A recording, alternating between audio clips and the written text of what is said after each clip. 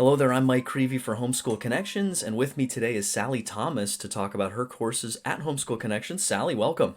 Thank you. Thank you, Mike. It's great to be here. So we're talking about poetry today, right? That's correct.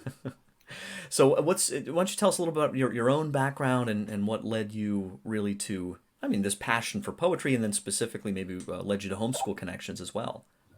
Right. Well, so there are two kind of prongs to this, I guess. One is that I've been a writer my whole life, and I've been a working writer my entire adult life. I have one full-length collection of poetry, which appeared in 2020, and two chapbooks, which are small, like 25 pages, Hmm.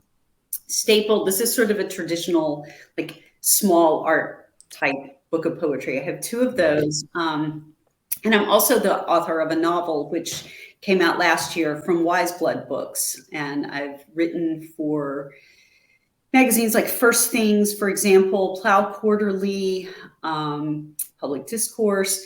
So, I've spent a good bit of my adult life both writing and publishing poetry and fiction, and also essays and reviews on literary topics and educational topics. Because the other prong of this, the answer to how did I come to Homeschool Connections, is that for many years I was a homeschooling mother. Hmm. Homeschooled from the time my oldest daughter was 9. We were living in England. My husband did his PhD at Cambridge, and so she had gone to school and was kind of tanking at the end of her school Hmm. career. And we were moving back to the States, and we just didn't go back to school, basically, and Okay. continued not going back to school until my two youngest children graduated in 2021. So we're done. I'm a retired homeschool mother, but I came to Homeschool Connections basically by knowing Sure. Maureen Whitman, through various channels. I've been very active in the Mater Amabilis Catholic Charlotte Mason homeschool curriculum. I was Okay. the chair of their high school program. So anyway, those are my two prongs, that I have been a Sure. working writer my whole life, but also a homeschooling mother and very involved with curriculum development. Sure. And So you bring obviously there, you bring a lot of different kinds of expertise that it looks like to the table as far as not simply the subject matter itself, but also more of the bigger picture maybe and the personal investment too, right. Yeah, perhaps. yeah.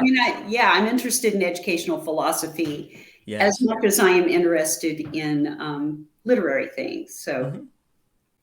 Well, here I and am.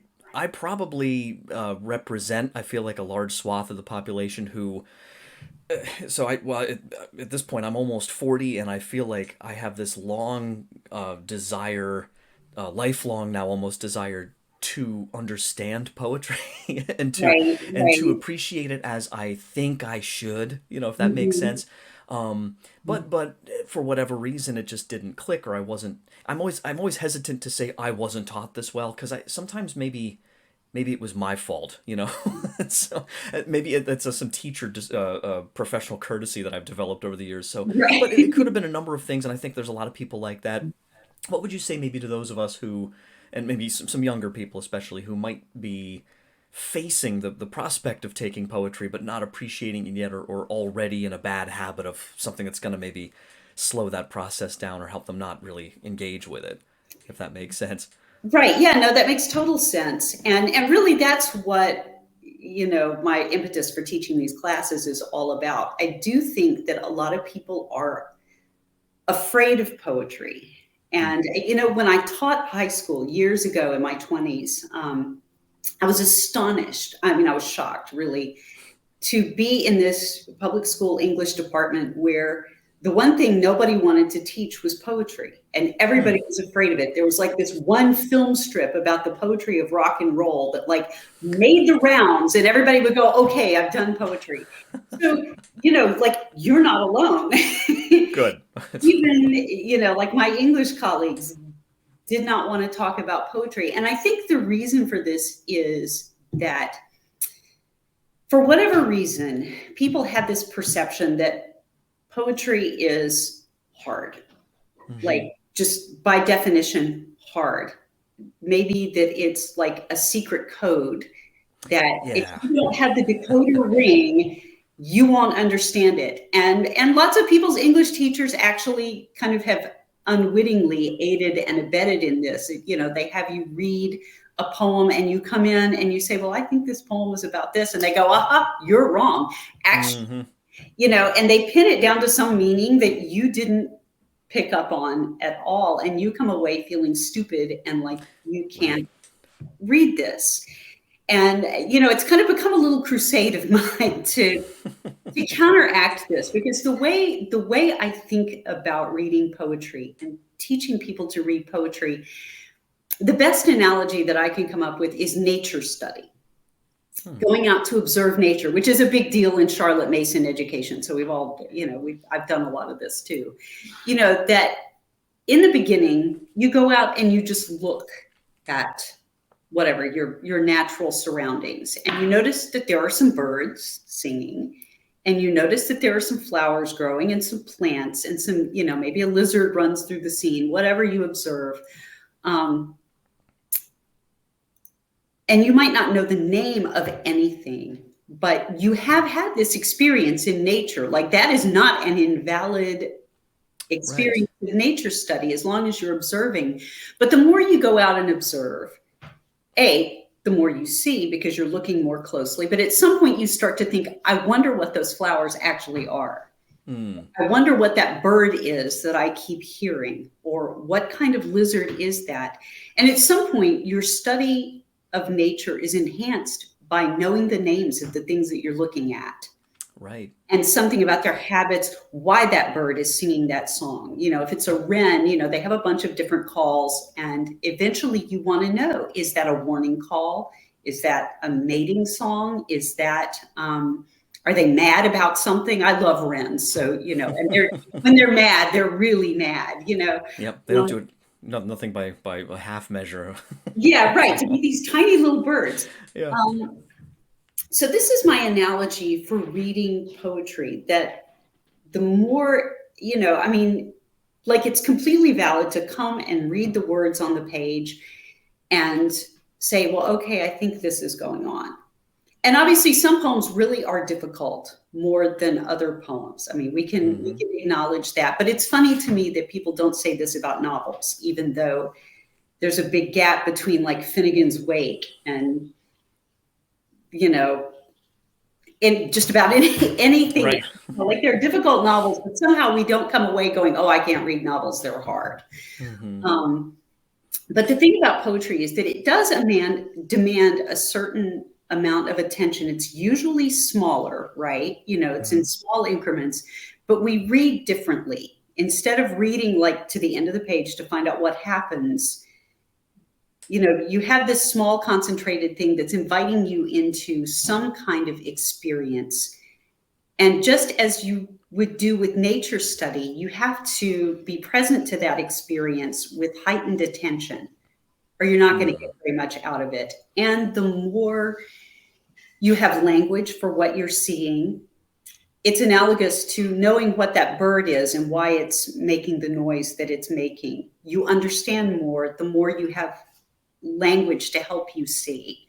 Sure. And so this is my whole orientation. Sorry, I'm going on and on. No. No, that's because that's my next question. Basically, was how that sort of shows up in your classwork here too, as far as your engagement with the students. You can tell us a little bit about what to expect, but not maybe giving everything away. Yeah, right. Well, the first course that I'm teaching, both in the fall and the spring, is called How to Read a Poem. And basically, I have just explained the philosophy of that class. Sure, sure. That we are going to approach poems, not massively difficult poems, because I don't want to send anybody away feeling like Hmm. a failure, but that we are going to approach poems as we would approach nature study. And this will be a class where a high school student, and like, this would be perfect for ninth grade, for Hmm. example, when you're just about to embark on high school level work, but it would be good for any high school student at any stage. This is where you're going to learn some basic literary terms for poetry, and not so that we can just play like hunt for the metaphor or, Mm-hmm. find the meter, but so that people can start to recognize what they're seeing when they're reading a poem. And I know that depending on, lots of things, I mean, a lot of kids will come to this class having read a lot of poetry as children, because a lot of homeschool curricula include a lot of Right. poetry. And, Right. hopefully, my great hope, my ideal student would be somebody who had, been raised on nursery rhymes and Robert Louis Stevenson, and, had read, there's that Laura Berquist's The Harp and the Laurel Wreath, Mm. which features in a lot of Catholic curricula. It's a great anthology. And my hope would be that students would have had at least this exposure where they've been able to enjoy poetry Mm-hmm. prior to coming to class. But if they haven't, that's okay, because our first principle really is that we're there to enjoy poetry, not to feel Right. like we have to kill this thing dead and kill our souls dead in the process. We're just gonna rip the life out of it so that we can understand it. What we want is to understand what's making it live. Yeah. And so, poetic terms are useful in the same way that knowing, bird and flower identification is useful. You know more of what you're seeing so that you can understand more of what's going on. So Sure. that's what How to Read a Poem will be like. Wonderful.